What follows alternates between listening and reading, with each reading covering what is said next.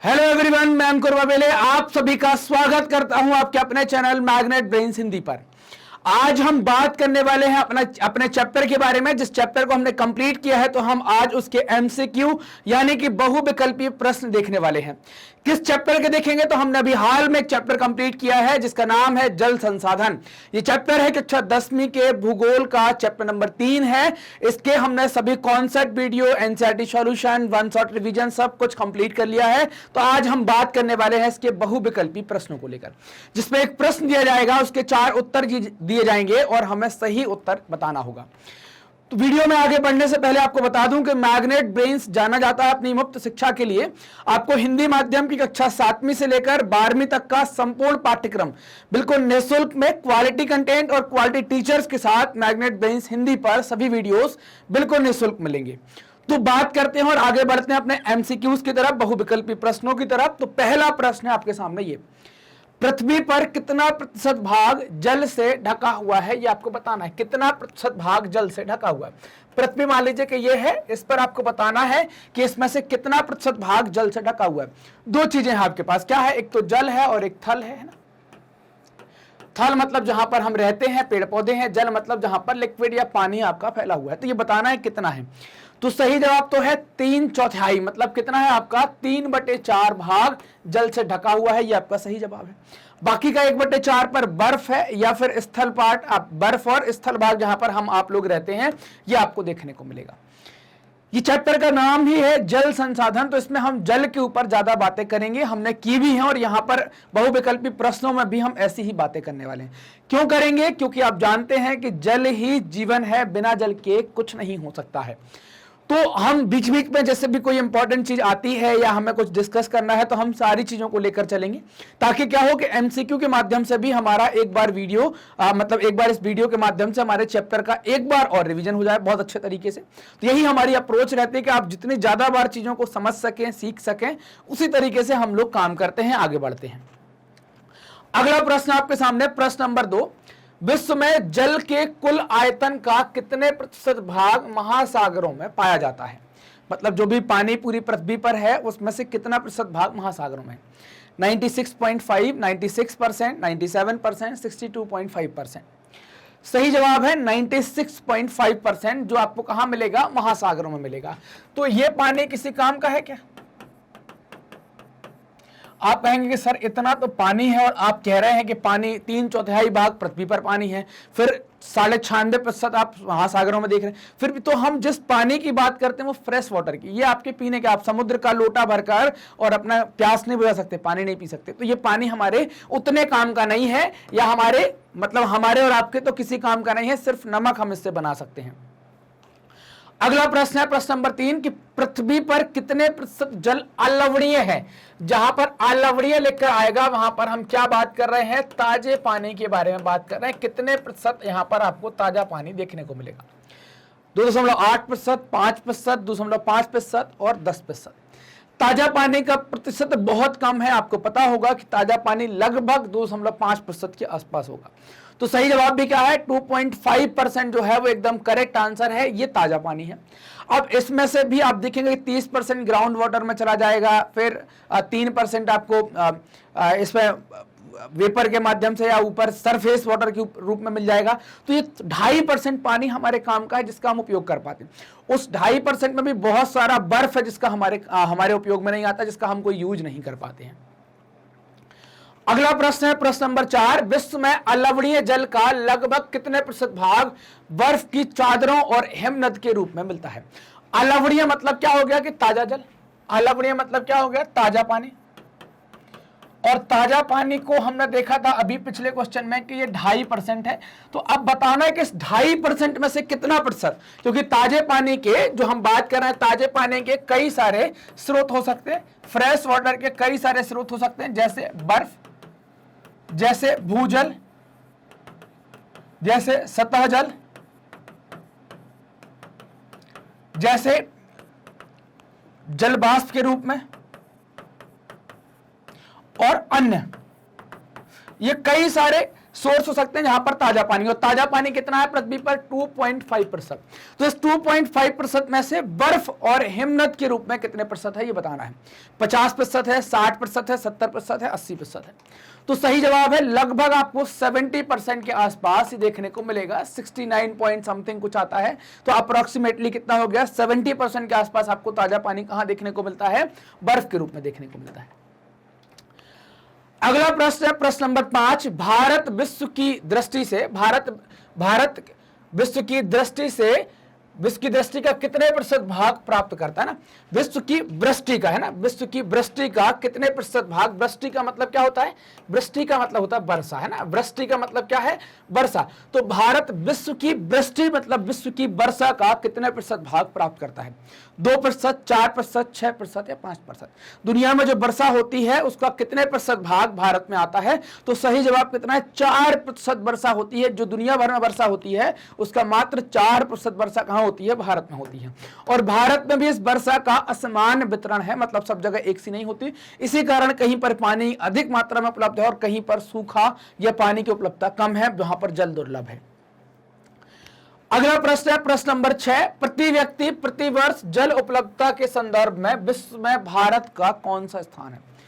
प्रति वर्ष है ना, प्रति व्यक्ति मतलब क्या बात कर रहे हैं कि हमें हर व्यक्ति के बारे में बात हो रही है और हर साल बात हो रही है, और कितना वाटर यहां पर मिलेगा ऐसा यहां पर पूछा गया है।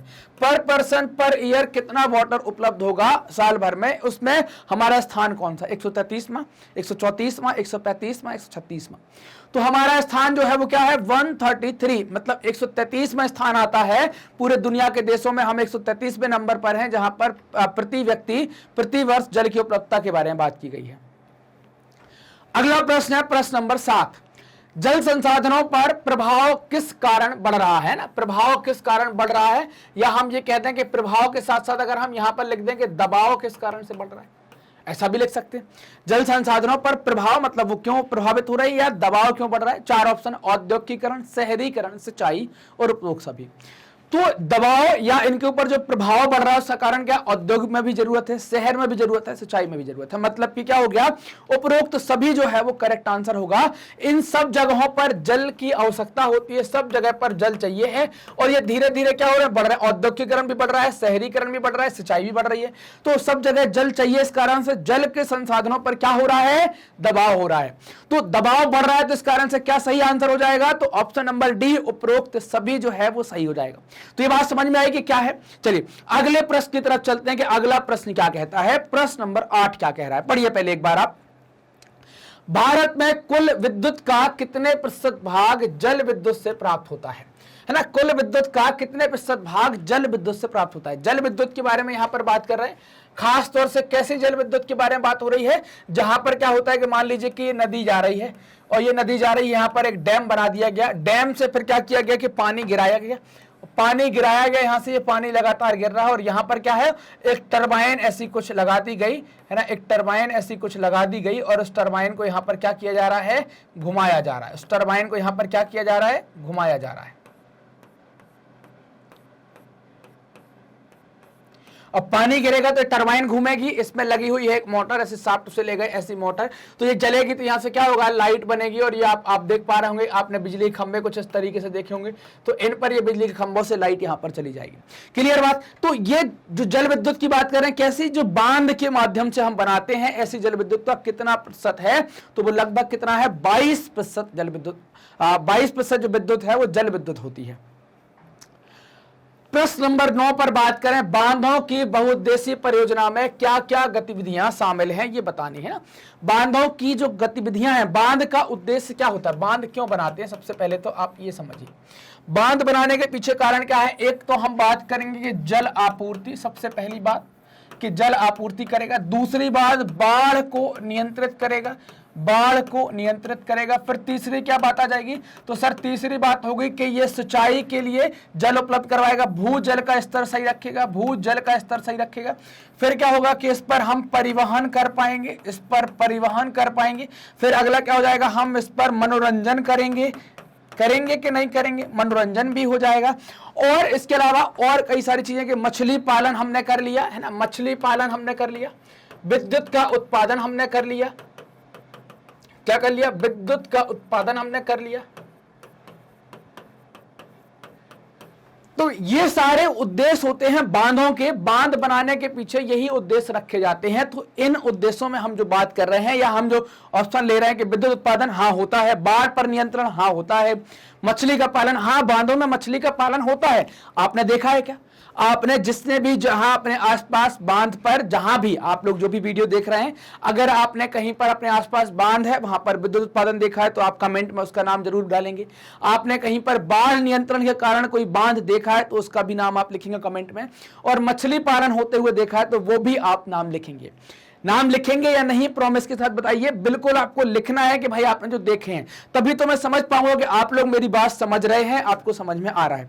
तो सही जवाब क्या हो जाएगा, तो सही जवाब हो जाएगा इसका ऑप्शन नंबर डी। समझ में आया कि ऑप्शन नंबर डी क्यों हो गया, क्योंकि बांधों के उद्देश्य पर हमने यहां पर चर्चा कर ली। अगला है प्रश्न नंबर 10, बांधों को आधुनिक भारत का मंदिर किसने कहा था। 4 ऑप्शन है, महात्मा गांधी, जवाहरलाल नेहरू, सुभाष चंद्र बोस और इंदिरा गांधी। हम एक एक व्यक्ति के ऊपर बात कर लेते हैं, आपके काम में भी आ सकती है बातें। महात्मा गांधी को हम राष्ट्रपिता के रूप में जानते हैं, ये राष्ट्रपिता कहलाते हैं। जवाहरलाल नेहरू को हम चाचा नेहरू या चाचा जी के नाम से भी जानते हैं, इनको चाचा नेहरू कहते हैं ना।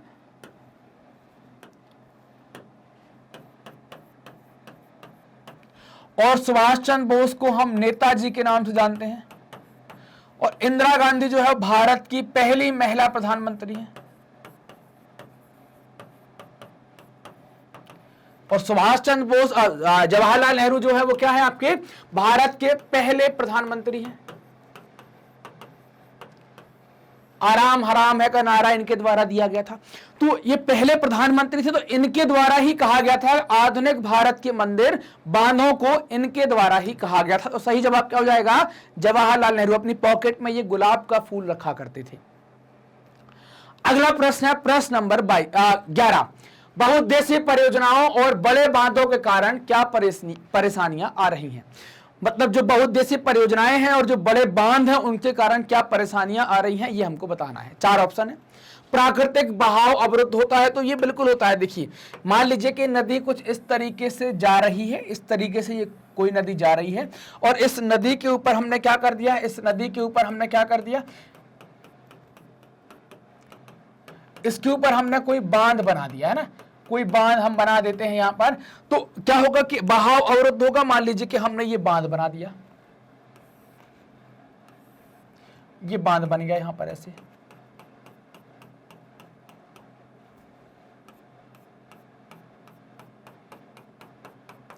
तो क्या आप बताएं प्राकृतिक बहाव अवरुद्ध हुआ, आपने दीवार बनाई, बिल्कुल हुआ। तो ये बात क्या है, सही है।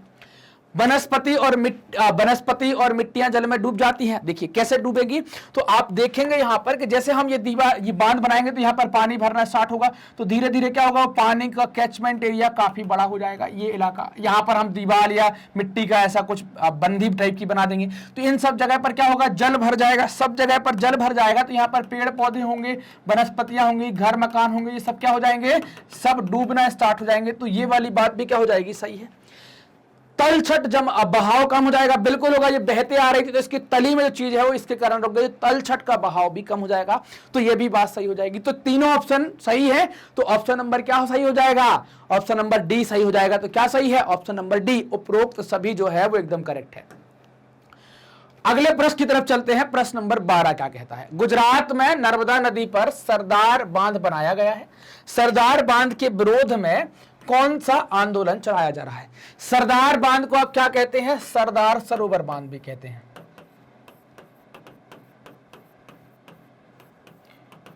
ठीक है, यहीं पर स्टैच्यू ऑफ यूनिटी बनाई गई है। सरदार सरोवर बांध किस पर है, नर्मदा नदी पर है। अब नर्मदा नदी कुछ इस तरीके से यहां से आती है, तो ये मध्य प्रदेश में इसका उदय होता है ना, मध्य प्रदेश से निकलती है अमरकंटक से, और मध्य प्रदेश और गुजरात के पास यहाँ खंबात की खाड़ी में अपना मुहाना बनाती है। तो इस पर ये सबसे आखिरी बांध बनाया गया, इसके बाद कोई बांध नहीं है। इस बांध को क्या कहते हैं, यही सरदार सरोवर है। अब ये बांध ऊंचा कर दिया गया, तो ऊंचा कर दिया गया तो पानी ज्यादा भरेगा, पानी ज्यादा भरेगा तो फिर इसका विरोध होगा। तो इसका विरोध किसके द्वारा किया गया है, तो जब नर्मदा नदी पर बना है हमको पता चल गया, तो आंदोलन भी क्या हो जाएगा, नर्मदा बचाओ आंदोलन हो जाएगा। क्योंकि इसकी ऊंचाई बढ़ाएंगे तो पूरा पानी पीछे तक भरेगा, और जिससे बहुत सारे लोगों को घर डूबेगा, क्षेत्र डूबेंगे, खेत डूबेंगे। इसी कारण से ये एक आंदोलन चलाया गया जिसको क्या कहते हैं, नर्मदा बचाओ आंदोलन कहते हैं। तो ऑप्शन नंबर ए क्या है, बिल्कुल सही है। अगला प्रश्न है प्रश्न नंबर 13, किस राज्य में सूखे के दौरान नगरीय क्षेत्रों में अधिक जल आपूर्ति देने पर किसान उपद्रव पर उतारू हो गए। अब देखिए यार, किसान और नगरीय क्षेत्र, हम लोगों को दो प्रकार से देखते हैं ना। हम जो समाज है हमारा या लोग हैं, इनको दो प्रकार से देखते हैं। लोग कैसे हैं, एक तो शहरी लोग हैं और दूसरे ग्रामीण लोग हैं।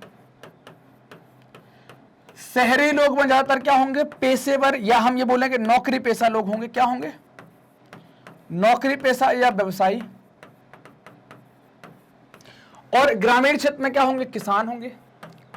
अब आप बताइए, जल की आवश्यकता दोनों को है, लेकिन संसाधन संपन्न जो है वो क्या है, जो ये लोग हैं इनकी पावर थोड़ी सी ज्यादा है, तो इनके लिए शहरों में चूंकि इनको दैनिक जीवन के लिए चाहिए, दैनिक जीवन के लिए इनको पानी चाहिए, नहाना है, धोना है, खाना खाना है ना, कपड़े धोना है, ये सब कुछ करना है इनको। किसान को पानी खास तौर पर चाहिए फसल के लिए। अब आप देखिए कि अब आप खुद सोचिए कि पानी किसको मिलना चाहिए पहले, इनको या इनको। मतलब दोनों को महत्व है, लेकिन ऐसा नहीं कि सारा पानी इनको दे दें, उनको कुछ ना दें। क्योंकि अगर आपने किसानों को पानी नहीं दिया तो फसल नहीं उगेगी, फसल नहीं उगेगी तो ये वाले भी क्या खा पाएंगे। शहर में रहते भले, आपका खाना तो पैदा कौन करता है, किसान।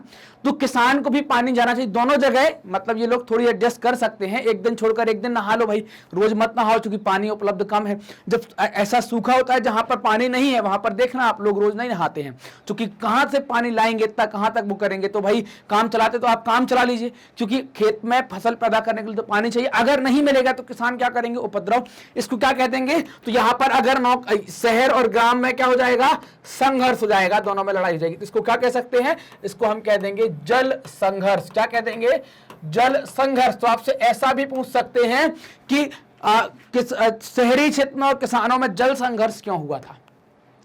चार ऑप्शन है, कहां के किसानों की बात की जा रही है, हरियाणा, पंजाब, गुजरात और राजस्थान। तो सही जवाब जो है वो है गुजरात के किसानों ने हंगामा किया था कि भैया हमको भी, सब जगह के किसान, जिसको पानी नहीं मिलेगा वो कहीं का भी किसान हंगामा कर सकता है। अगला प्रश्न है प्रश्न नंबर 14, निम्न में से कौन सी योजनाएं जल संरक्षण के लिए अपनाई गई हैं। संरक्षण का मतलब समझते ना क्या है, जल को बचाना। क्या, जल को बचाना। कैसे बचाएंगे, तो जल का उपयोग समुचित करके। कैसा, उपयोग को सही करके। उपयोग सही कैसे करेंगे, मतलब कि उपयोग को घटा देंगे। कैसे घटाएंगे, मान लीजिए कि आप अभी 10 बाल्टी से नहाते हैं, तो फिर आप क्या करेंगे, 2 बाल्टी से नहाएंगे, तो उपयोग को घटा देंगे, तो क्या हो जाएगा, जल का संरक्षण होना स्टार्ट हो जाएगा। तो इसमें गुल और कुल, गुल और कुल क्या है, ये वाहिकाएं हैं। क्या है, वाहिकाएं हैं। कैसी वाहिकाएं हैं, ये वाहिकाएं नदी से निकाली जाती हैं। किससे, नदी से। कहां पर आपको देखने को मिलेंगी, तो हिमालय में देखने को मिलेंगी, पश्चिमी हिमालय में खास तौर से। और इनसे क्या करते हैं, इन वाहिकाओं से करवाते हैं सिंचाई खेत में ना। क्या करवाते हैं, सिंचाई।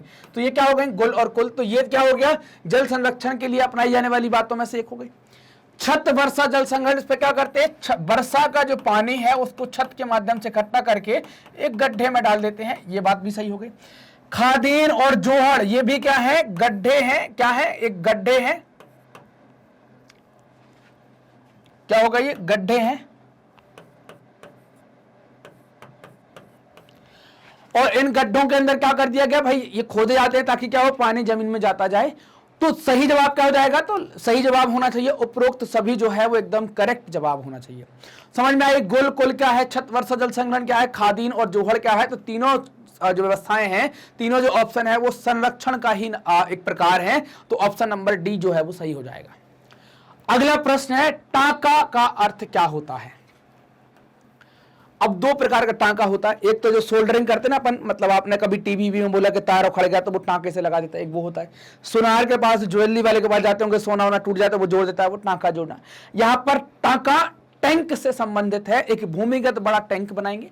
टांका जो व्यवस्था है ये आपको कहां देखने को मिलेगी, तो आप राजस्थान के अंदर देखेंगे। कहां देखेंगे, राजस्थान में। होता क्या है इसमें, बेसिकली मान लीजिए किसी का ये मकान बना हुआ है, किसी का ये घर बना हुआ है इस तरीके से, है ना, ऐसा कुछ घर बना हुआ है। यहां पर ऐसे अपन कर देते हैं कुछ,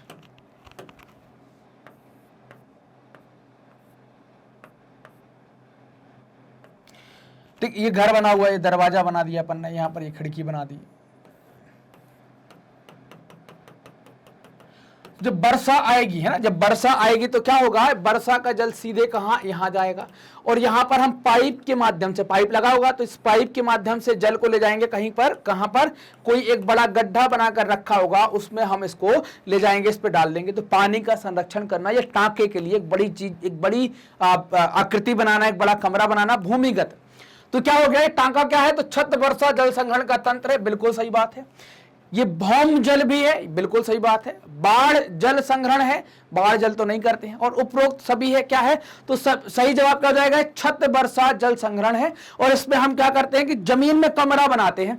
भौम जल क्यों नहीं होगा, भौम जल नहीं होगा क्योंकि भौम जल तो कहलाता है जमीन के अंदर जो है, लेकिन यहां पर तो हम कमरा बनाकर इसको स्टोर करके रख रहे हैं, वो हमारा कहलाता है टांका। तो एक बड़ा कमरा बनता है टांके में, ऐसा आपने देखा होगा, हमने जब लेक्चर पढ़ा था कि एक ऐसा टैंक बना हुआ था जिस पर पानी जाएगा और ये साल भर के लिए पानी को यहां पर एकत्रित कर कर रख लेते हैं।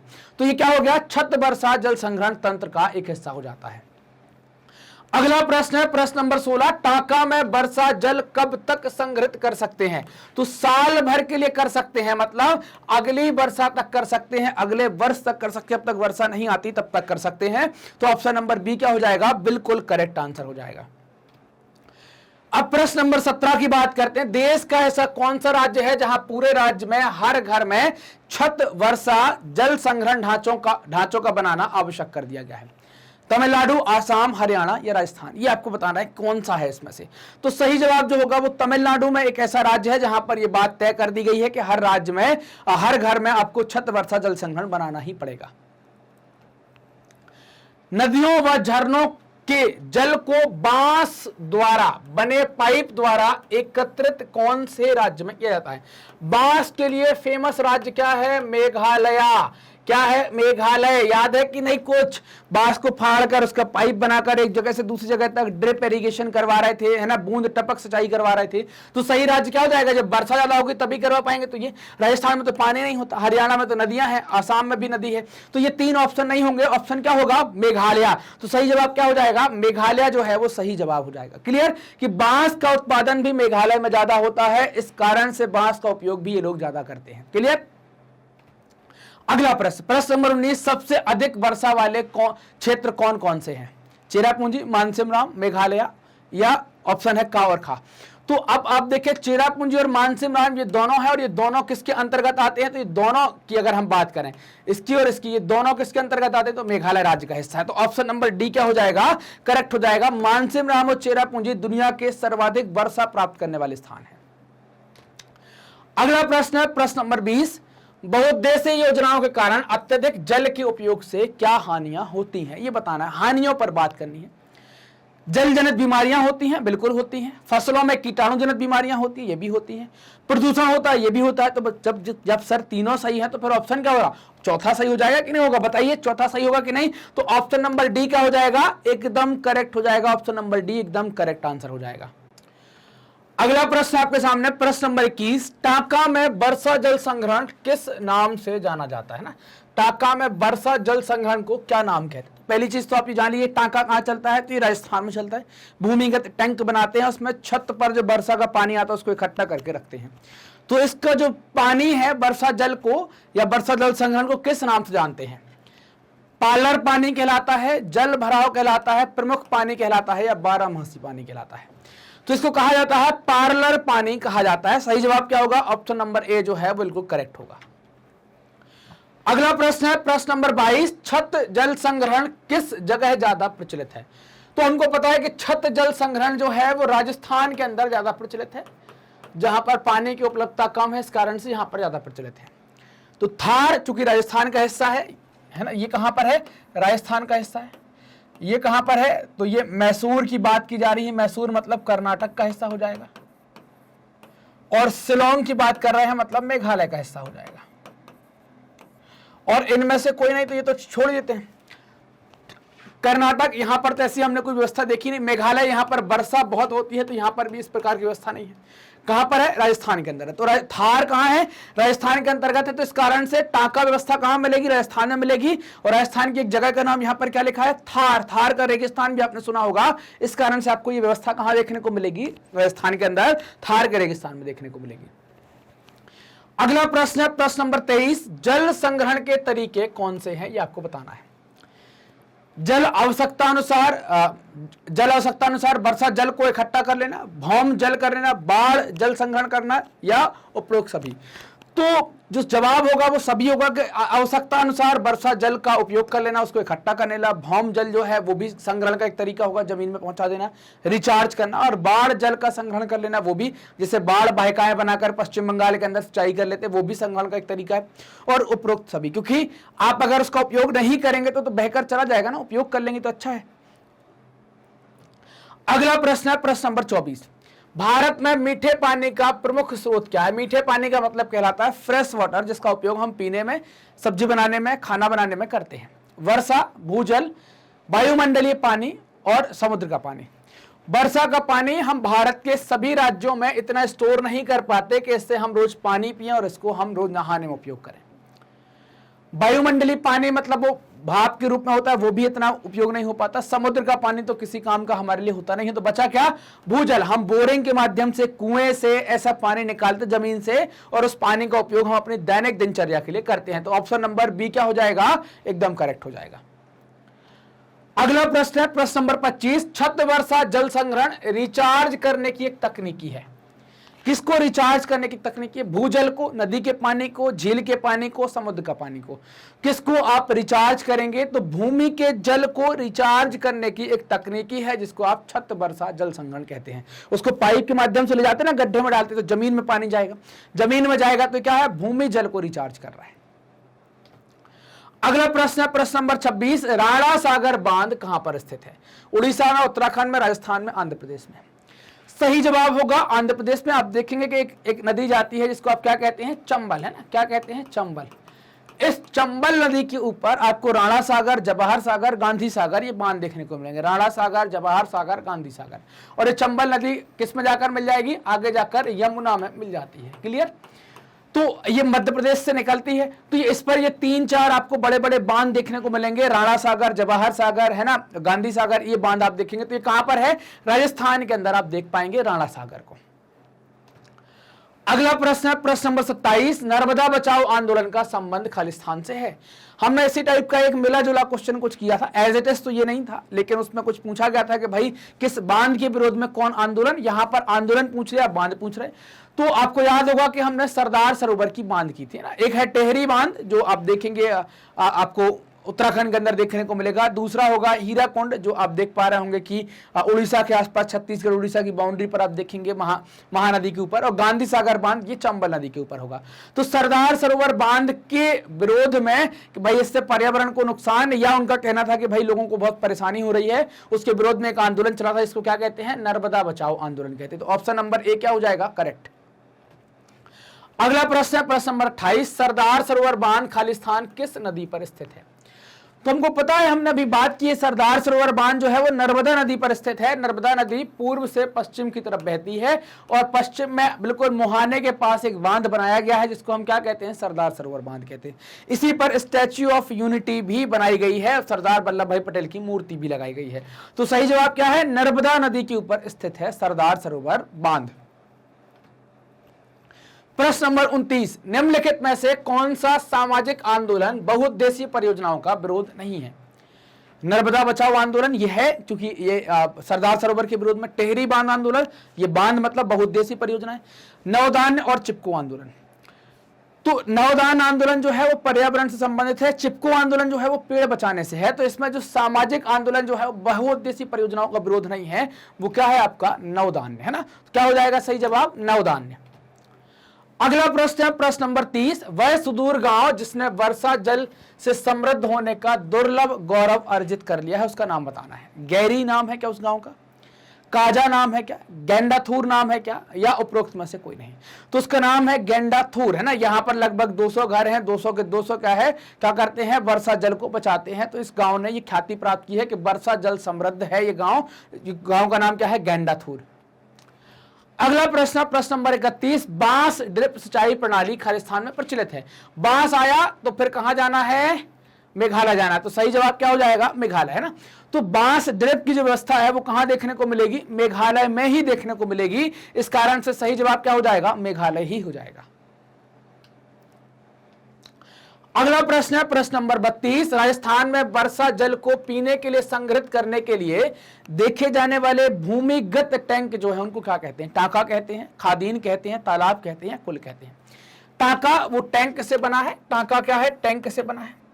खादीन जो है वो क्या है, गड्ढे हैं।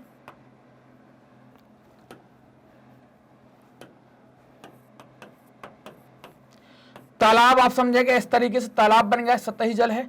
और कुल क्या है, वाहिकाएं हैं। पश्चिमी हिमालय में आपको देखने को मिलती हैं। तो सही जवाब क्या है, टांका जो है वो भूमिगत टैंक है जिस पर हम वर्षा के जल को एकत्रित कर रखते हैं, साल भर के लिए करते हैं। पीने का पानी हमारे पास उपलब्ध रहता है यहां पर। अगला प्रश्न नंबर 33, नागार्जुन सागर बांध किस नदी पर बना है? चिनाब पर, महानदी पर, कृष्णा पर, सतलुज पर। चिनाब नदी जो है वो ऊपर आपको उत्तर में देखने को मिलेगी, सतलुज भी जो है आपको उत्तर में देखने को मिलेगी, महानदी जो है वो आप कहां देखेंगे, ये आपके छत्तीसगढ़ से निकलकर उड़ीसा होते हुए बे ऑफ बंगाल में गिर जाएगी। और कृष्णा नदी जो है, कृष्णा के ऊपर आप देखेंगे क्या है, आपका नागार्जुन सागर बांध बना हुआ है कृष्णा नदी के ऊपर। तो ये बांध का जो आपके चैप्टर के अंदर जो मैप है ना, वो मैप को जरूर अच्छे से देखना, उसको फिल कर देखना। उससे क्या होगा, ये मैप के ऊपर ये बांध पूरे आपको याद हो जाएंगे, नदी याद हो जाएगी, जगह याद हो जाएगी। अगला प्रश्न है प्रश्न नंबर 34, निम्नलिखित में से किस क्षेत्र में लोगों ने सिंचाई के लिए गुल और कुल का निर्माण किया? उत्तरी मैदान, पश्चिमी हिमालय, तटीय क्षेत्र, और इनमें से कोई। अभी हमने बात करी हिमालय में, क्या हो जाएगा सही जवाब, पश्चिमी हिमालय सही जवाब आपका हो जाएगा। अगला प्रश्न है प्रश्न नंबर 35, हीराकुंड बांध किस नदी पर बना? हमने जस्ट अभी इसके पहले एक स्लाइड पर बात करी थी जब ऑप्शन में था। तो चिनाब नदी जो है वो कहां बहती है, उत्तर में बहती है, मतलब जम्मू एंड कश्मीर के अंदर आपको देखने को मिलेगी। महानदी कहां बहेगी, आप छत्तीसगढ़ और उड़ीसा के अंदर देख पाएंगे, और यहां से होते हुए कहां चली जाएगी, बे ऑफ बंगाल के अंदर चली जाएगी, है ना। कहां चली जाएगी, बे ऑफ बंगाल। कृष्णा पर हमने देखा, कृष्णा नदी पर क्या है, हमने देखा कृष्णा नदी जाती है, वहां पर नागार्जुन सागर बांध आपको देखने को मिलेगा। सतलुज है ना, सतलुज आपको देखने, सलाल परियोजना वगैरह आप उत्तर में देख पाएंगे। तो जो आपका हीराकुंड बांध है वो कहां है, महानदी के ऊपर स्थित है। कहां पर स्थित है, महानदी के ऊपर स्थित है। अगला प्रश्न है प्रश्न नंबर 36, हम कृषि में क्रांति कैसे ला सकते हैं? बांध बनाकर ला सकते हैं, अधिक पानी छोड़कर ला सकते हैं, वर्षा जल संग्रहण करके। पानी की आवश्यकता है कृषि में, लेकिन तकनीकी लानी पड़ेगी, मतलब सूखा प्रतिरोधी फसलों और शुष्क कृषि तकनीकों के विकास के माध्यम से क्रांति आएगी, क्योंकि सब जगह पर पानी की उपलब्धता नहीं है। अगर ऐसा करेंगे तो क्रांति आ सकती है। तो ऑप्शन नंबर क्या हो जाएगा, डी बिल्कुल करेक्ट हो जाएगा। अगला प्रश्न है प्रश्न नंबर 37, शहरों में अधिकांश हाउसिंग सोसाइटी या कॉलोनियां अपनी पानी की जरूरतों को कैसे पूरा कर रही हैं? 4 ऑप्शन है, city workers, city water workers, स्वयं के भूजल पंपिंग उपकरण, सामुदायिक जल पंप और व्यक्तिगत मोटर्स। हर व्यक्ति मोटर नहीं लगा पाता, सामुदायिक जल पंप का इतना उपयोग नहीं कर पाते, खराब कर देते। स्वयं के भूजल पंपिंग आप देखेंगे कि मतलब अपनी सोसाइटी के अंदर उन्होंने अपना खुद का पंप लगा लिया और उसका उपयोग करके क्या कर रहे हैं, जल की आपूर्ति कर रहे हैं। तो ऑप्शन नंबर क्या हो जाएगा, बी बिल्कुल सही हो जाएगा। छत पर बारिश के पानी को कैसे फिल्टर करते हैं? जिस पानी को छत पर हमने इकट्ठा किया, फिर उसको हम जो टांका के अंदर ले जा रहे हैं, कैसे फिल्टर करेंगे? ईंट और रेत के माध्यम से, इलेक्ट्रॉनिक फिल्टर लगाकर या इलेक्ट्रिक फिल्टर लगाकर, नेट सिस्टम का उपयोग करके, या आधुनिक फिल्टर का उपयोग करके। तो उस जमाने में आधुनिक फिल्टर तो आएगा नहीं, नेट आएगा नहीं, इलेक्ट्रिक आएगा नहीं, क्योंकि ये परंपरा तो कई पुरानी है टांका के अंदर ले जाना। तो रेत और ईंट का उपयोग कर क्या करेंगे, पानी को साफ कर लेंगे। तो ऑप्शन नंबर ए क्या हो जाएगा, बिल्कुल करेक्ट हो जाएगा। अगला प्रश्न है, प्रश्न नंबर 39 पर बात करने वाले हैं। ऐसा ही प्रश्न हम एक देख भी चुके हैं कि भारत का ऐसा कौन सा राज्य है जिसने क्या कर दिया है कि सभी घरों पर छत वर्षा संचयन संरचना, है ना, वहां पर छत वर्षा जल संग्रहण था, यहां पर क्या कर दिया, छत वर्षा जल संचयन संरचना से नाम बदल कर दे सकते हैं ना। तो इसी कारण से प्रश्न रखा गया, छत वर्षा जल संचयन संरचना को अनिवार्य कर दिया है। पश्चिम बंगाल, मेघालय, राजस्थान, तमिलनाडु। तो तमिलनाडु राज्य है जिसने क्या किया है कि अनिवार्य कर दिया है कि आपको ऐसी संरचना अपने घर में बनानी पड़ेगी और छत वर्षा के जल का संग्रहण करना पड़ेगा। अगला प्रश्न है, प्रश्न नंबर 40, बांध बनाने का उद्देश्य क्या है? तटबंधों के लिए बनाते हैं, बाढ़ पर नियंत्रण के लिए बनाते हैं, या भंडारण के लिए बनाते हैं, या जल जानवरों का संरक्षण करता है? तो इसका सही जवाब जो है वो बाढ़ नियंत्रण के लिए बनाए जाते हैं। तो अब ये बाढ़ नियंत्रण जो है वो एकदम करेक्ट आंसर हो जाता है और यहां पर हमारे बहुविकल्पी प्रश्न हो जाते हैं। तो हमने थोड़ी बहुत जानकारी एक बार और अपने चैप्टर की यहां पर प्राप्त कर ली, सभी बहुविकल्पी प्रश्नों को पूरा किया। आपका काम क्या रहेगा, अब आपको जो आपके चैप्टर के अंदर मैप है, खाली मैप के ऊपर भरना है, उनको एक बार बहुत अच्छे से देखना है। मैपिंग के टाइम पर हम भी मैपिंग करेंगे, देखेंगे, लेकिन आपको अपने तरीके से करके रखना है और आपके जो चैप्टर में आपको जहां डाउट आता है उस संबंधी आपको वीडियो देखना है मैग्नेट ब्रेन्स हिंदी पर जाकर, ताकि आपके डाउट सारे क्लियर हो जाएं। मैग्नेट ब्रेन्स ने आपकी सुविधा के लिए अपनी एक वेबसाइट बनाई है। होता क्या है कि आप वीडियो जब सर्च करते हैं तो आपको परेशानी होती है, तो आपकी परेशानी का इलाज हमने कर दिया है अपनी वेबसाइट के माध्यम से। वेबसाइट का नाम है magnetbrains.com। तो आप जैसे ही सर्च बार में लिखेंगे magnetbrains.com, जैसे ही लिखते हैं तो आप हमारे वेबसाइट पर पहुंच जाएंगे। यहां पर आपको कोर्सेज के ऑप्शन आप देखेंगे, एक आपका कोर्सेज, जैसे ही आप जाएंगे तो यहां पर कोर्सेज का ऑप्शन मिलेगा। एक कोई कोर्स आप सिलेक्ट करेंगे, जैसे आप हिंदी माध्यम के तो हिंदी सिलेक्ट किया, फिर आपने आपकी क्लास सेलेक्ट करनी है, जैसे आप क्लास 10th की है तो आपने क्लास 10th को सिलेक्ट किया। क्लास 10 सेलेक्ट करते ही सारे टीचर्स आपके सामने, जो सब्जेक्ट पढ़ना है पढ़ सकते हैं। जैसे अभी हम भूगोल पढ़ रहे हैं, आपकी किताब का नाम है समकालीन भारत 2, तो हमने यहाँ पर वॉच नाउ पर क्लिक किया। जैसे ही वॉच नाउ पर क्लिक करेंगे तो क्या होगा, आपका भूगोल का चैप्टर वाइज प्लेलिस्ट आपके सामने होगा। इसमें हम पूरा एनसीईआरटी और स्टेट बोर्ड के अकॉर्डिंग चल रहे हैं कि आपको ये आसानी से कवर हो सके, आपको किसी प्रकार की परेशानी ना हो। आपको चैप्टर 1 देखना है, क्लिक किया, सारे वीडियो देख लिए। चैप्टर 2 देखना है, क्लिक किया, सारे वीडियो देख लिए। तो आसानी से आप क्या करेंगे, इन वीडियो को देख पाएंगे। कुछ इस तरीके से वीडियो चल जाएंगे। पूरा वीडियो देखने के बाद अगले वीडियो पर जाना है तो आप क्या कर पाएंगे, नेक्स्ट वीडियो के बटन का उपयोग करके अगले वीडियो पर भी चले जाएंगे। जैसा कि आप जानते हैं कि मैग्नेट ब्रेन्स हिंदी माध्यम के विद्यार्थियों के लिए कक्षा 7वीं से लेकर 12वीं तक का संपूर्ण पाठ्यक्रम। अब ये सिलेबस कैसा होगा, तो ये आपके एनसीईआरटी का सिलेबस होगा, यूपी बोर्ड और बिहार बोर्ड, है ना। जहां जहां एनसीईआरटी की बुक चलती है उनका भी कवर हो रहा है, इसके अलावा हम यूपी और बिहार बोर्ड को भी कवर कर रहे हैं। तो ये सारे स्टेट बोर्ड का सिलेबस आपको हमारे यहाँ पर मिलेगा फ्री ऑफ कॉस्ट, कोई पेमेंट नहीं करना है। ये सिलेबस आपको वीडियो के माध्यम से मिलेगा। तो वीडियो कैसे प्राप्त करेंगे, तो वीडियो प्राप्त करने के लिए आप हमारे चैनल मैग्नेट ब्रेन्स हिंदी को सब्सक्राइब करेंगे, जो भी वीडियो आता है उसको लाइक करेंगे और दोस्तों के साथ जरूर शेयर करें। क्या होगा कि सभी को फायदा मिल पाएगा, सभी लोग इसका लाभ ले पाएंगे। सबके लिए शिक्षा जो है वो अनिवार्य है, सब लोग सीखें उसको और अपने नंबर अच्छे लाएं, अपना ज्ञान वर्धन करें। कमेंट सेक्शन में जाकर कमेंट जरूर करेंगे और आप हमें बताएंगे कि आपको वीडियोस कैसे लग रहे हैं। धन्यवाद।